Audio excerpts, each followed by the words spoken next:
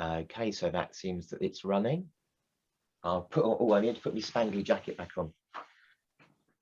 From Lidl, this is. Your magician's robe. My magician's.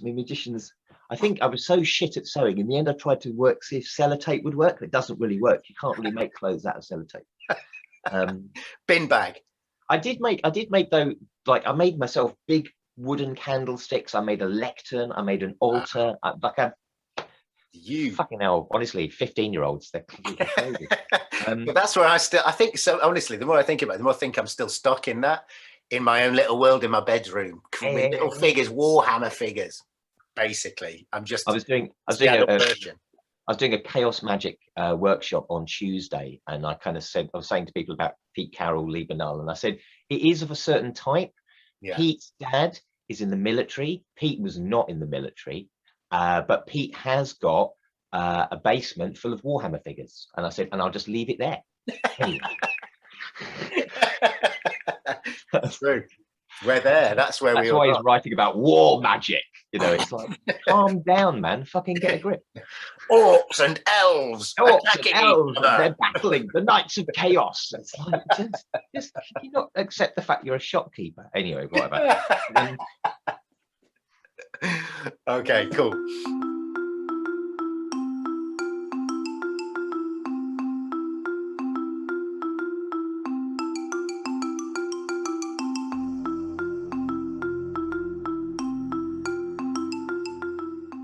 I'm very pleased to be back here on My Magical Thing, once again with the fabulous Greg Humphries, writer, magician, ayahuasquero, shaman. Let's use the goddamn word. You're about as close to it as I think you can get without it. I know it's a problem, I know anyway, but what you definitely are is a woodsman, you definitely are an artist, and you definitely are one of my dearest, most lovely friends. And Greg, lovely to have you here again.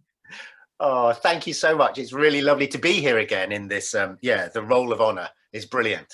Thank you very much. Well, no, yeah, Hall of Fame. Let's call it Hall of Fame. Hall of Fame. Let's call it Hall of Fame. We like Hall of Fame. So yeah, no, it's a real pleasure. It's a pleasure to be back. Yeah, thank you very much.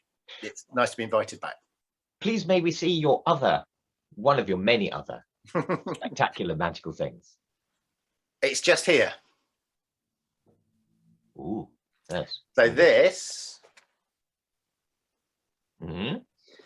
is a set of runes that I made, but the bag that they come in is also the mat on which you throw them.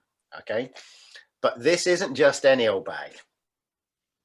I'm going to try and hold this up to the camera so you can see.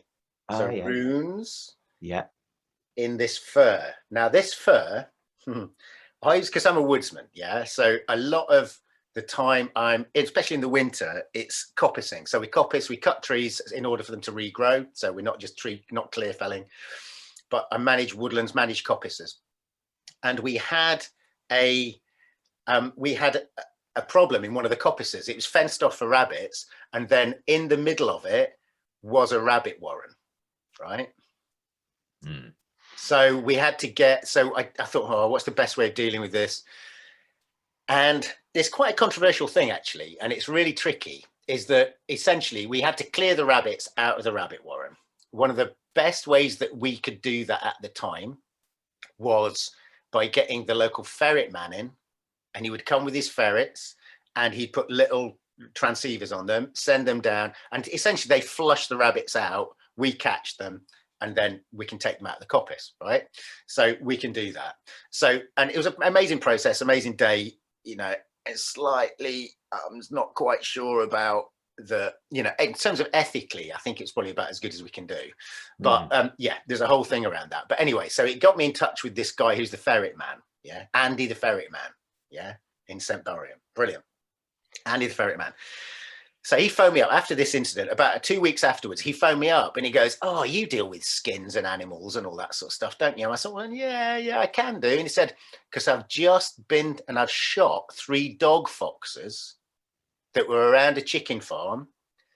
And he said there were 7 dog foxes around this chicken farm with their own sets. So he went and he basically shot them. And it's like, oh, I don't know, certainly from my point of view, I was vegan for a long time. And so it's sort of like, it's only since I started working in the woods that I've started realizing that if you're going to control these animals and you're going to work with these animals, is that you've got to take the responsibility for killing these animals. If you're going to kill them, you've got to take the responsibility for killing them.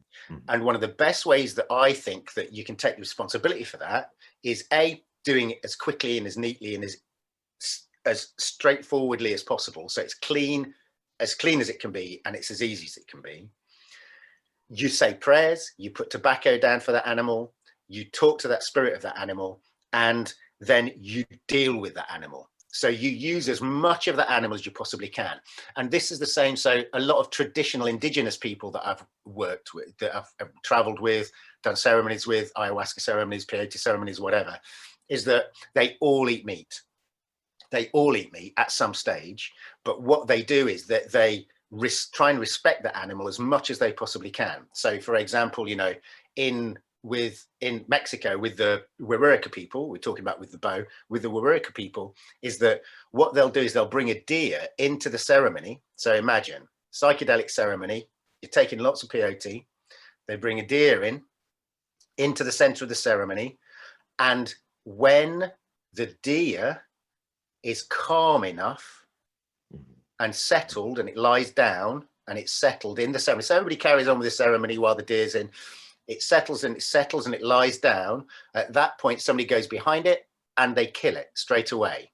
Okay, they kill it straight away. They collect all the blood, they collect everything, and somebody reaches down. The person who's killed it has to reach down and breathe in the last breath of the deer.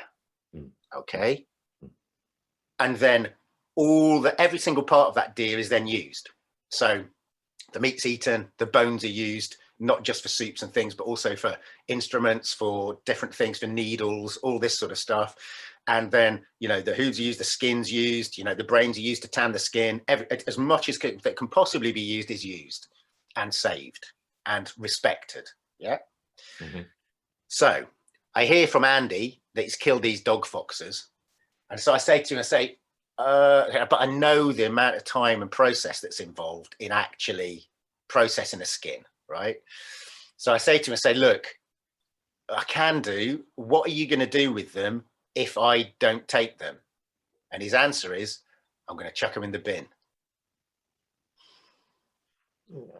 So I have to take on these 3 dog foxes. So I go and get the dog foxes. They're literally just carcasses. I go and get the 3 dog foxes. And then the process starts in dealing with them. And to strip the skin off of each dog fox and do it properly so that you collect the whole skin off of it. You know, first I've had to gut them. I've had to take all the guts out. We've buried them in the ground. We put tobacco on there. We said prayers for the dog foxes. And as you're processing the skin and as you're processing the animal, you cannot help but be connected to the animal, the spirit of the animal, in a very visceral, smelly, messy way. You're physically connected to it, like literally your DNA and its DNA are mixing, right? So a good process is dealing with these, is that what happens is it's almost like you become like the spirit midwife for the animal, okay? Because especially if nothing's been done with that, it's just been shot or something, is that the spirit of the animal is completely confused and doesn't really know where it is. So through the process of dealing with its body, you can't help but thinking about this animal. You can't help but feeling for it. You can't help but energetically connect to it. And the process of that is your process of letting that spirit of that animal go to where it's going to be most happy. So this is the skin of one of those dog foxes. The other one, one of them I gave back to Andy for giving me the dog fox in the first place. And the other one I gave to a peyote roadman called Quaitly Vasquez, because he came and officiated at mine and Fran's wedding. So I gave him the dog fox skin for that. But it's got winter fur. So it's the fox's winter coat. So it's really thick and really lovely. The runes themselves are made out of, the first bow that I ever made was an ash bow. So they're made of ash wood, and they're cut. When you cut runes, you don't cut rounds, or it's because you're going to carve them. So what you got to do is to carve, you've got to carve with the grain, And you can't do that if it's round. It's really tricky. It's really difficult. It just keeps getting jammed. So you've got to cut straight sections, rectangular sections, where the grain's running up to top to bottom. Okay. And then you can carve the runes. Then I used oak gall ink. So I collected oak galls.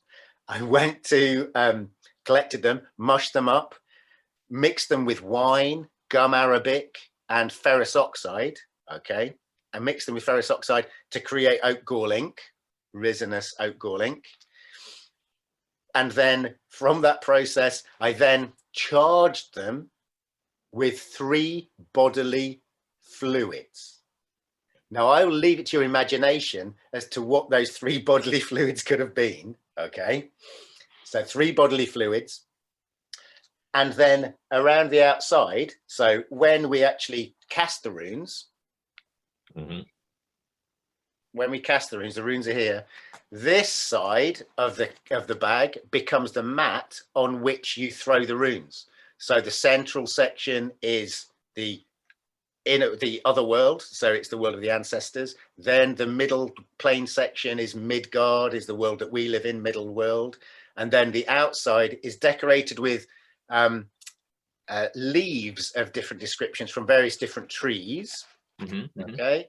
And that's the other world, so the world of the gods. So when you're casting the runes, you cast them on this mat. Now that, and then the string is linen string that I had to make myself. So what's interesting about that for me is, it's this idea of doing stuff from first principles. We mentioned it when we were talking about the bow, I think, is that it's the connection of you with that object and the making of that object, which infuses that object with the power, with magic. That's what it is, because it's a link, it's a physical link, it's an emotional link, it's a spiritual link with this object. And so, you know, we were talking about getting things from first principles to make magical objects. And I think that's really important. I think that's really, really important. But when you've got something like a dog fox like this, is that then connects you to that dog, to the spirit of fox, in a way that you can't really get the same sort of connection any other way, I don't think. I think there's a special thing with taking the dog fox, doing it, using it. You know, we buried the bodies under the ground. We let the earth take the meat away. And then I exhumed the bodies and I've got the bones. So we've got the teeth, we've got the skulls, we've got all the dog fox bones.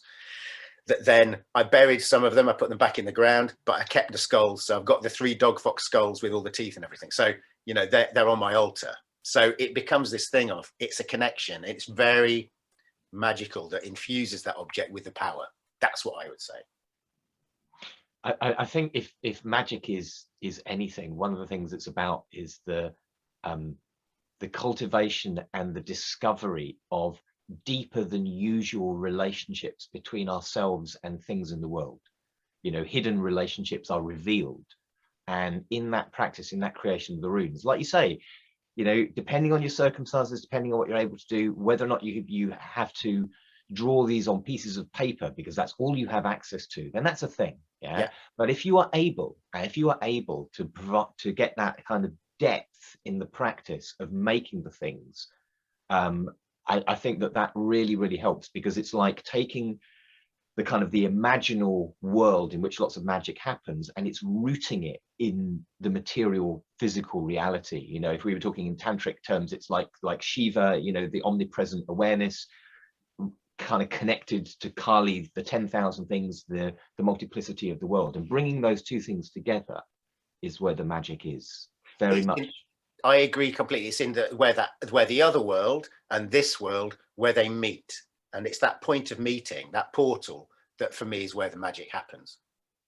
Oh, my dear friend, thank you so much for sharing another amazing magical object. Really, oh man, we've got loads. We could do a whole series. Well, you know, we'll see how we go. We see if people like this one and click like and subscribe and all the things they're supposed to do in their physical material reality. Oh man, really appreciate it. Such a pleasure. Thank you so much.